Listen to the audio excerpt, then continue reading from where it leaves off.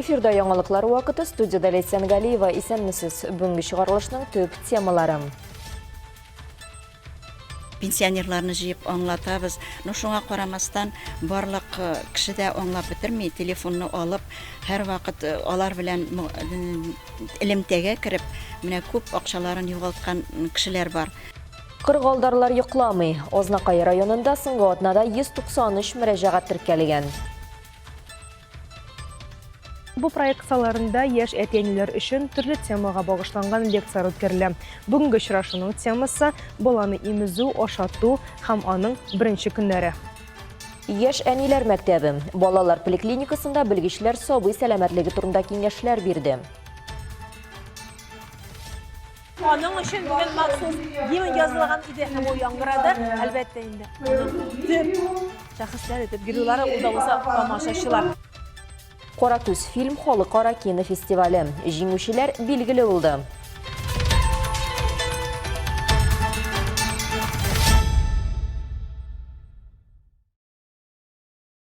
Белгәнебезчә, соңгы вакытта җәмгыятебез халкы телефон, интернет аша мошенникларга зур суммада акча күчерә.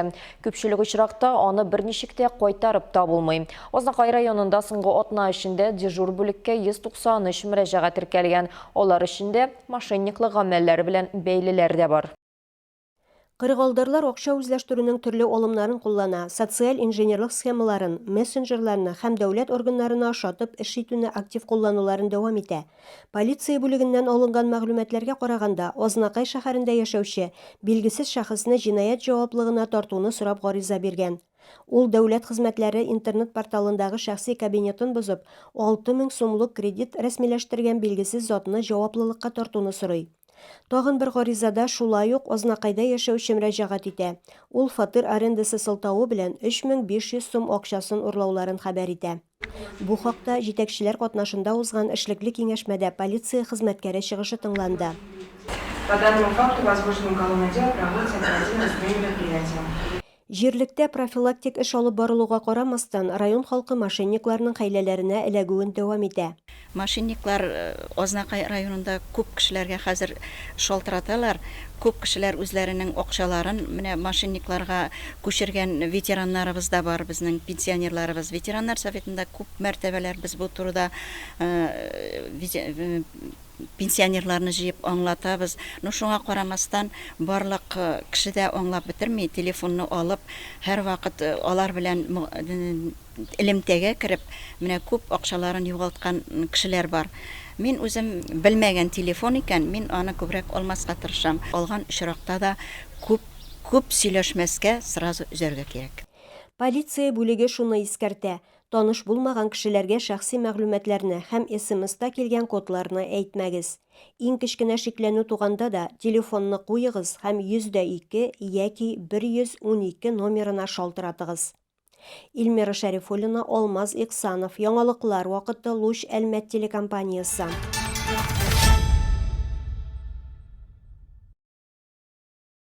Йөкле булу чорында һәм сабый тормышының беренче айларында иң мөһим белемнәрне туплау яшь әниләрнең төп бурычы. Халыкара бала имезү атналыгы уңаеннан балалар поликлиникасында махсус очрашу узды. Яшь әти-әниләр мәктәбенең тәҗрибәле белгечләре әниләр һәм сабыйларның сәламәтлеге, бала белән эмоциональ бәйләнеше турында сөйләделәр. Теманы Алсу Әхмәтҗанова дәвам итә. Балалар поликлиникасында махсус яшь әтиәниләр өчен проект эшләп килә. Бу инде берничә ел рәттән дәвам итә. Һәм бу проекцияларында яшь әтиәниләр өчен төрле темага багышланган лекциялар үткәрелә. Бүгенге очрашуның темасы баланы имезү, ашату һәм аның беренче көннәре. Здравствуйте, уважаемые родители! Сегодня у нас тема лекции – это естественное вскармливание. И всем давно известно, что грудное молоко является уникальным продуктом для питания малыша. Ана сөте уникаль продукт ди белгечләр. Гомеренең беренче көннәрендә яңа туган сабый өчен бу ризык кына түгел, ә ныклы иммунитет чыганагы. Бу этапта табибларның бурычы яшь аналарның куркуын бетерү, аларны дөрес бала имезү техникасына өйрәтү һәм үз көчләренә ышаныч бирү. У нас женщина вырабатывает молоко, и Хатын-кыз балага сөт җитештерә һәм ул аның барлык ихтыяҗларына яраклаша. Төсе буенча да ана сөте төрле. Әгәр ул сыек икән, бу балага су җитми дигән сүз. Әгәр ул саргылт ак булса, анда кирәкле күләмдә май бар. Шулай ук А иммуноглобулиннары барлыкка килә. Ягъни бу иммунитет. Әни баланы имезгәндә аны ашатып кына калмый, аның иммунитетын да күтәрә. таки иммунитет. Всем, чем переболела до этого мама, все записано как в картотеку и передается как раз-таки ребенку, защищая его как куполом от большинства инфекций вот эти вот первые год. Также надо не забывать, что был раскрыт секрет одного из самых загадочных компонентов грудного молока. Очрашуда педиатр Олья Ефарова төп сорауны җентекләп аңлатты. Ни өчен табигый ашату мөһим? Баланы күкрәгенә ничек дөрес куярга? Ашату вакытында әни кешегә нәрсә ашарга мөмкин һәм нинди ризыклардан вакытлыча баш тартырга туры киләчәк? Бу сорауларның барысына да җавапны яшь әниләр аралашу вакытында ала алды. Гомумән балалар поликлиникасы базасындагы яшь әтәниләр мәктәбе проекты кысаларында куркынычсызлык, төп гигиена һәм бала гомеренең беренче айлары мәсьәләләрен анализлый. У нас основную функцию как раз-таки защиты, безопасности. Безнең төп яклау һәм куркынычсызлык функциясын нәкъ менә ана формалаштыра. Бу импринтинг дип атала, ягъни баланың әнисе белән беренче шундый ышанычлы бәйләнеше барлыкка килә. Әти ярдәмче түгел, тулы хокуклы ата. Бу яшь ата-ана мәктәбендә төп өстенлекләренең берсе. А не помощник. Вот. И для того, чтобы как раз-таки было родительство полное. Вот. Это вот одно из наших главных таких преимуществ в школе молодого родителя. Все время кормления она уши теряет. Что может значить? Или, например, меня вот пальцем не может щипать. Нет, помимо того, что ребенок прикладывается к груди, ей еще нужен эмоциональный контакт, то есть как потрогать вас, вот, то есть вы в ответ тоже можете погладить также, показать свою эмоциональную привязанность. Яшь ата-аналар мәктәбендә мондый очрашулар инде мөһим традициягә әверелгән. Балалар поликлиникасында лекциялар даими үткәрелә. Афишаларны Әлмәт балалар район хастаханәсенең ВКонтакте шелтәрендәге рәсми аккаунтында күзәтеп бара аласыз. Алсу Ахмаджанова, Рафаэль Сайфин, яңалыклар вакыты, Луч, Әлмәт телекомпаниясе.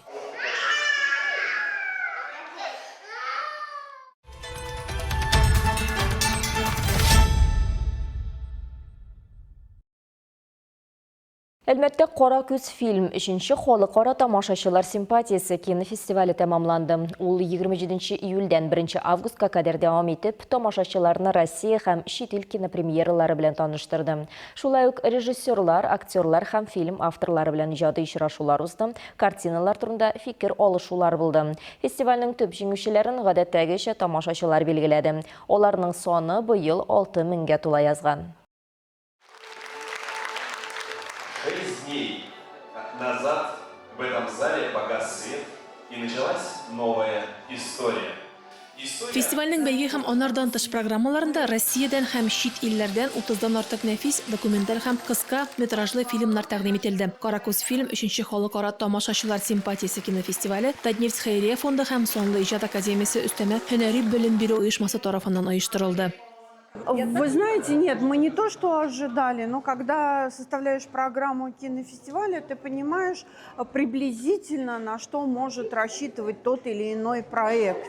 И, в принципе, ну, все в рамках ожидания, но именно самые победительные победители, вот прямо это выбор зрителей. Если бы, наверное, было профессиональное жюри, оно было другое, а зритель голосует сердцем, как я уже не один раз говорила. Зритель Альметьевска очень чуткий, эрудированный, я бы даже сказала, профессионально подкованный и честный.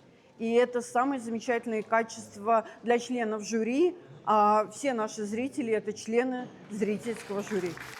Фестиваль нәтиҗәләрен игълан итүгә багышланган тантанада Татнефть хәйрия фонды директоры Эльмира Газизова ассызыклаганча, фестиваль күптән инде кино күрсәтү мәйданчыгыннан авторлар һәм тамашачылар арасындагы ачык диалог форматына әверелде. Сегодня мы подводим итоги, завершаем наш 3-й международный кинофестиваль «Каракуз-фильм», который проходил в рамках крупного масштабного проекта нашего этномодерн фестиваля «Каракуз», который на протяжении 3 уикендов и на протяжении 6 лет объединяет более 20 событий и направлений, объединяет представителей разных направлений, разных поколений, разных аудиторий, объединяет вот такое профессиональное искусство с нашим народным творчеством, с нашим с нашей уникальной такой локальной идентичностью, объединяет сердца, объединяет людей.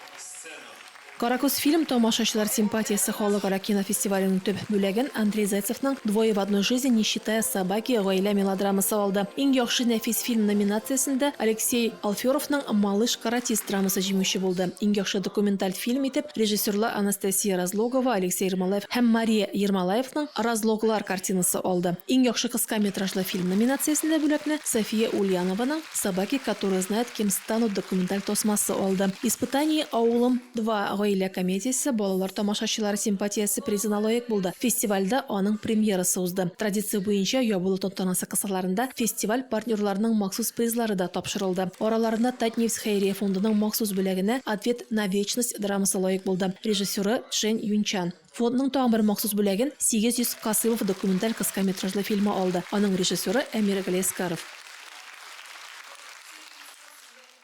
Тамашачылар тавыш беріп сөйлей тұрған иң текке фестивальлерінің бірсіне әйләніп тұрған Каракөз фильм фестивалі тамам. Оның үшін бүгін махсус гимн жазылған иде һәм ол яңгырады. Әлбәттә инде. Оның төп шәхесләр итеп геройлары ул да булса тамашачылар.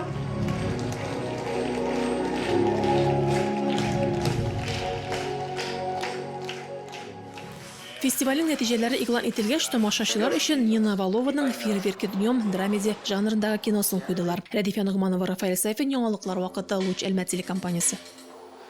Опа, они сюда идут, Елматова.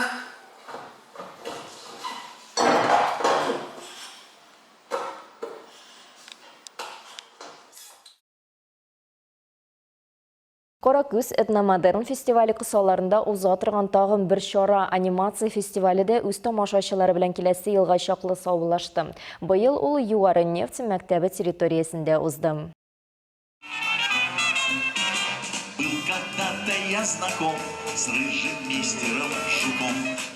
29 июльдән алып 2 августка кадәр араны кылышлаган 6-нчы халыкара анимация фестивале программасы катнашучыларына 2D һәм 3D курча һәм пластилин анимациясе интенсивлары белән куандырды. Аның кысаларында шулай ук 500 мең сумлык приз фонды булган Бөтен Россия студентлар питчингы һәм кыскаметражлы анимация фильмнарының халыкара бәйгесе дә оештырылган иде. Аерым юнәлешне кинода, дизайнда һәм анимациядә ясалма интеллект куллануга багышладылар. Каракөз анимацион фестивале быел Югары нефть мәктәбе территориясендә уза. Биредә төрле остаханәләр, әлбәттә инде интенсив программа. Иң күңеллесе менә ябылу тантанасында без үскәннән бирле төрле мультипликацион фильмнарның тавышы булган композиторлар һәм актерлар белән очрашу булды. Хәзер без бергәләп шушы балачак җырларын кушылып җырлый да алабыз. Друг придет на помощь, вот что значит настоящий верный друг. Нәтиҗәләр игълан итү алдыннан сәхнәдә фестиваль кунакларын бард композиторы, Россия атказанган сәнгать эшлеклесе Григорий Гладков һәм дубляж патшабикәсе Икар премиясе лауреаты Лариса Брохман чыгыш ясады.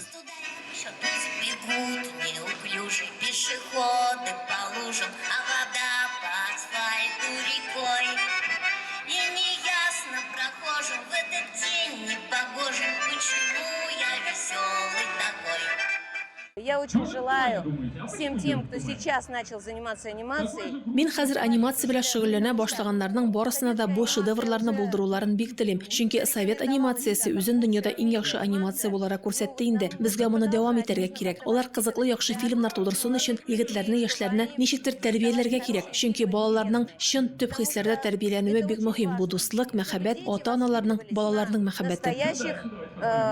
Настоящих основных чувствах, это на дружбе, на любви родителей, детей. И самое главное, дети учатся. Иң мөһиме балалар бу фестивальдә интернет, телефон, компьютер үстеннән хуҗа булырга өйрәнәләр. Чөнки нигездә планетаның бөтен халкы алар менә шушы аппараттың әйтик интернетның куллары. Бу социаль челтәрдә утыру бәрабәренә акчадан да кыйммәтрәк булган шәхси вакытларын сарыф итәләр. Ә мультфильмнар ясый торган егетләр моның кешеләргә буйсынуын белә. Переписках. И тратят самое дорогое, что дороже денег, свое личное время. А ребята, которые делают мультфильмы, знают, что это подчинено людям. Җиңүчеләрне берничә категориядә билгеләделәр. Башта балалар һәм студентлар арасындагы интенсив программа нигезендә булдырылган эшкә нәтиҗә чыгардылар. Җиңүчеләр арасында Салават Расыгов һәм Эльвина Бадыкова да бар. Мен яңа кешеләр белән күрештем. Белдем, что Альметьевскида бар кешеләр минем һөнәрдән. Без контактлар белән алмаштык. Шуннан соң. Барбар, вот минем үземнең техника анимации, а мондагы преподаватель үзенчә преподает. И шуңа карап, миңа полезно булды. Яш категорияләре буенча бүленгән анимацион фильмнарны бәйгедә күрсәтү йомгакларына бәя бирүчеләр үзләре игълан итте. Балалар иҗатына аерым игътибар бирелде. Җиңүчеләр исемлегендә Түбән Кама, Мәскәү, Иваново иҗат студияләрендә шөгыльләнүчеләрнең эшләре. Сүз уңаеннан Ивановодагы иҗатчылар бу фестивальдә икенче ел катнаша. Вообще фестивали очень нужны для обмена опытом, для общения, для... Гомумән фестивальләр тәҗрибә уртаклашу, аралашу, белем алу күзлегеннән бик кирәк. Монда килгән балалар иҗат атмосферасына чума, яңа күнекмәләр ала. Берничә юнәлештә үзләре өчен ниндидер яңа нәрсә эшли алалар. Киләчәктә моны теге аниматор булу өчен үстерергә дә мөмкиннәр. В дальнейшем развивать это дальше для того, чтобы стать крутым аниматором.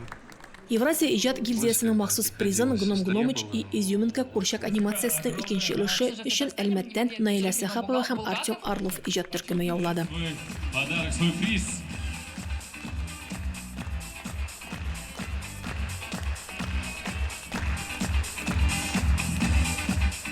Biz bu festivaldan көтәбез яңа балалар, яңа талантлар, яңа кешеләр анимация белән шөгыльләнеп, хыялланып килеп, безнең белән бергә кызыклы мультфильмнар ясасыннар өчен дип тырышабыз. Һәм безнең Әлмәтне, безнең Каракуз фестивален күбрәк кеше белә башлады. Благодаря которым действительно состоялся этот фестиваль, которые поделились своей экспертностью и поделились своим профессионализмом. Рәдифә Нуманова, Рафаэль Сафин, яңалыклар вакыты, Луч Әлмәт телекомпаниясе.